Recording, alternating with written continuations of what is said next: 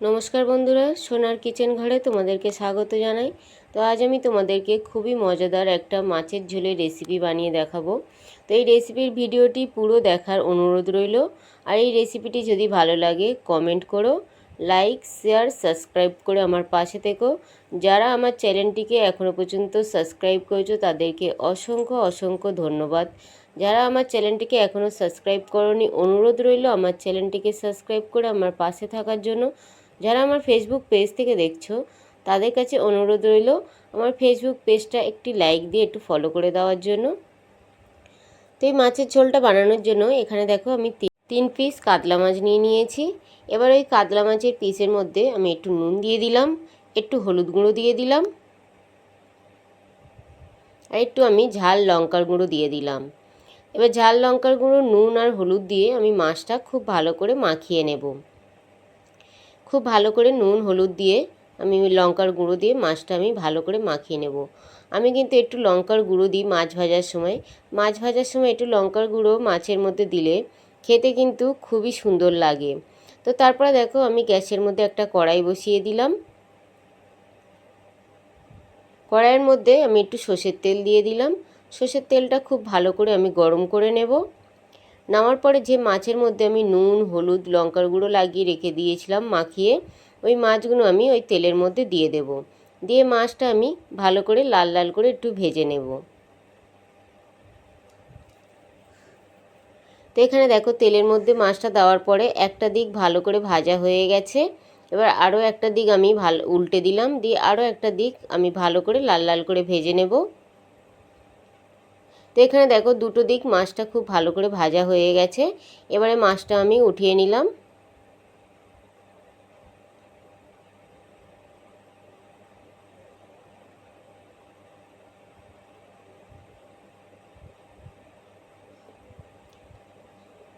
তো পুরো মাছটা আমি তেলে থেকে এভাবে উঠিয়ে নিলাম। নেওয়ার পরে ওই তেলের মধ্যে দেখো আমি একটা আলু নিয়েছিলাম। আলুটা আমি লম্বা লম্বা করে কেটে নিয়েছি। ওই আলুটাও ওই তেলের মধ্যে আমি একটু হালকা ভেজে নেব। খুব বেশি লাল লাল করে ভাজবো না, হালকা আমি একটু ভেজে নেব। যে কোনো মাছের ঝোলের আলু হালকা করে যদি একটু ভেজে নেওয়া যায় খেতে কিন্তু ভীষণই ভালো লাগে। তো এখানে দেখো আলুটা ভাজা হয়ে গেছে, আলুটা আমি উঠিয়ে নিলাম।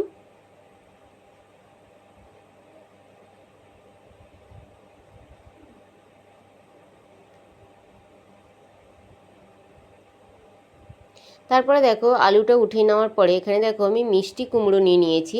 আজ আমি মিষ্টি কুমড়ো দিয়ে এই কাতলা মাছের ঝোল বানাবো। তো জানি মিষ্টি কুমড়ো এই কাতলা মাছের ঝোল অনেকে অনেক রকম করে বানায়। তো আমি কিভাবে বানাই সেটাই আজকের আমি তোমাদেরকে দেখাবো। তো মিষ্টি কুমড়োটা তেলের মধ্যে দিয়ে আমি মিষ্টি কুমড়োটাও হালকা একটু ভেজে নেব।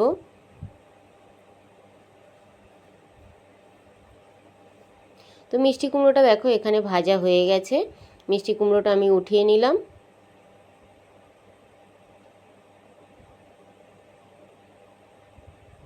তো পুরো মিষ্টি কুমড়োটা ওঠানো হয়ে গেছে।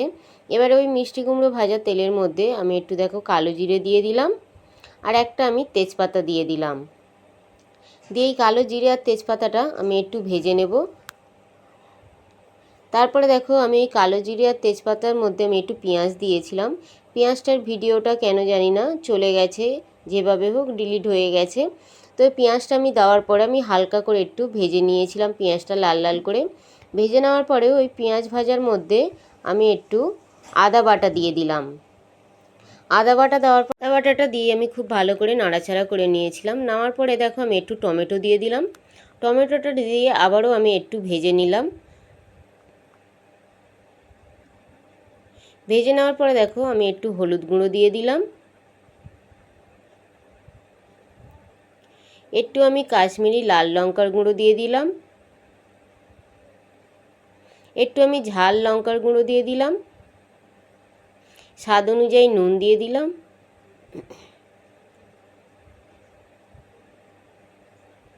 আর একটু আমি কাঁচা লঙ্কা দিয়ে দিলাম। ঝালটা অবশ্যই তোমাদের নিজেদের পছন্দ অনুযায়ী দিয়ে দিতে হবে। তারপর দেখো এখানে আমি একটু জিরে বাটা দিয়ে দিলাম, একটু আমি ধনে বাটা দিয়ে দিলাম, দিয়ে সামান্য একটু জল দিয়ে এবার খুব ভালো করে আমি সমস্ত উপকরণ ভালো করে কষিয়ে নেব। খুব ভালো করে কিন্তু মশলাটা কষিয়ে নিতে হবে। আর এই কুমড়ো আলুর ঝোলের জন্য যদি জিরে বাটা ধনে বাটাটা দিয়ে করা যায় খেতে কিন্তু ভীষণই ভালো লাগে। তো এখানে দেখো মশলাটা কিন্তু খুব সুন্দরভাবে কষানো হয়ে গেছে। এবার আমি যে কুমড়ো আর আলুটা ভেজে রেখেছিলাম ওই কুমড়ো আর আলুটা আমি দিয়ে দিলাম মশলার মধ্যে দিয়ে আবারও আমি খুব ভালো করে কুমড়ো আর আলুর সঙ্গে খুব ভালো করে আমি কষিয়ে নেব। তো এখানে দেখো খুব ভালো করে কষানো হয়ে যাওয়ার পরে আমি অল্প পরিমাণে একটু আমি চিনি দিয়ে দিলাম। যেহেতু এখানে আমি মিষ্টি কুমড়ো দিয়ে রান্না করছি মাছের ঝোলটা, যার জন্য আমি হালকা করে একটু চিনি দিয়ে দিলাম। দিয়ে আবারও আমি খুব ভালো করে মিশিয়ে নিলাম। তোমরা চাইলে চিনিটা নাও দিতে পারো। তো এখানে আমি একটু চিনি দিয়ে দিলাম। তো চিনিটা দেওয়ার পরে খুব ভালো করে দেখো মিশানো হয়ে গেছে আর খুব ভালো করে কিন্তু আলু আর কুমড়োটা কষানো হয়ে গেছে। এবারে আমি পরিমাণ মতন জল দিয়ে দেবো। তবে ঝোলটা তোমরা কে কেমন খাবে সেই অনুযায়ী কিন্তু জলটা দিয়ে দেবে। তো এখানে দেখো আমি এই মাছের ঝোলটা ভাত দিয়ে খাবো, যার জন্য জলের পরিমাণটা আমি একটু বেশি দিয়ে দিলাম। তো এখানে দেখো জলটা দেওয়ার পরে আমি খুব ভালো করে আবারও আমি নাড়াচাড়া করে নিলাম। নেওয়ার পর আমি কিছুক্ষণের জন্য আমি একটা ঢাকা দিয়ে ঢেকে দেবো, যাতে আলু আর কুমড়োটা খুব ভালোভাবে সিদ্ধ হয়ে যায়। তো এখানে দেখো কিছুক্ষণ পরে আমি ঢাকাটা খুলে নেব। নিয়ে আবারও আমি একটু নাড়াচাড়া করে আমি দেখব আলু কুমড়ো সিদ্ধ হয়েছে কিনা। তো এখানে কিন্তু আলু আর কুমড়ো খুব ভালোভাবে সিদ্ধ হয়ে গেছে। এখানে দেখো আলু আর কুমড়োটা কিন্তু খুব সুন্দরভাবে সিদ্ধ হয়ে গেছে। এবারে আমি যে মাছটা ভেজে রেখেছিলাম ওই ভাজা মাছটা দিয়ে দেবো এই মাছের ঝোলের মধ্যে। দিয়ে ভাজা মাছটা দিয়ে আবারও আমি 3 থেকে 4 মিনিট খুব ভালো করে মাছটা দিয়ে ফুটিয়ে নেব। তো এখানে দেখো খুব ভালো করে মাছটা দিয়ে আমি 3 থেকে 4 মিনিট খুব ভালো করে ফুটিয়ে নেব। তো এখানে দেখো 3 থেকে 4 মিনিট ফোটানো হয়ে গেছে আর মাছের ঝোলটা কিন্তু পুরো রেডি হয়ে এসছে। এবারে নামানোর আগে আমি একটু ধনেপাতা কুচি দিয়ে দিলাম। ধনেপাতা কুচিটা দিয়ে খুব ভালো করে আমি মিশিয়ে নিলাম। নিয়ে এবারে দেখো মাছের ঝোলটা পুরো পরিবেশন করার জন্য রেডি। এবারে আমি গ্যাসটা বন্ধ করে দেব, এর থেকে বেশি আর ফোটাবো না। তো মাছের ঝোলটা দেখো পুরো পরিবেশন করার জন্য রেডি হয়ে গেছে। তো তোমরা চাইলে তোমরাও এইভাবে একবার বানিয়ে খেয়ে দেখতে পারো। মিষ্টি কুমড়ো দিয়ে মাছের ঝোল খেতে কিন্তু ভীষণই ভালো লাগে গরম গরম ভাতের সঙ্গে। মাছের ঝোল তো তোমরা তো অনেকে অনেক রকম করে বানাও, এইভাবে একবার মিষ্টি কুমড়ো দিয়ে আমার মতন করে বানিয়ে দেখো। আশা করি ছোট থেকে বড় সবাইয়ের ভীষণ ভীষণ ভালো লাগবে।